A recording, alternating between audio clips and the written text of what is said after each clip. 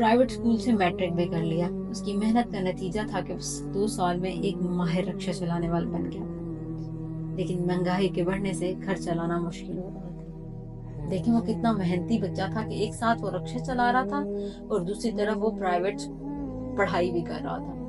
ایک دن جب سہیل نے 3 نقاب پوش لڑکیوں کو سوار کیا اور ان کی کالی تھیلی ان کے پاس رہ گئی تو اس کی ماں نے سہیل کے منع کرنے کے باوجود بھی وہ تھیلی کھول کر اندر سے دیکھ لیا اور اس کو حیران رہ گئی کہ اس کی تھیلی کے اندر موجود زیورات تھے اور ان دونوں کو دیکھ کر دونوں حیران ہو گئے. سہیل نے فیصلہ کیا کہ وہ ان لڑکیوں کو ان کا سامان واپس کرے گا. اس نے اگلے دن دریا والے قلعے جا کر وہاں دورہ کیا لیکن وہاں کچھ عجیب و غریب چیزیں ہوئی جنہیں دیکھ کر سہیل کے رونگٹے کھڑے ہو گئے. سہیل نے ایک خوبصورت جادو لڑکی سے ملاقات کی جس کا نام مہر ناز تھا. دیکھیں کہانی میں کتنا تجسس بڑھ رہا ہے. آپ کو ضرور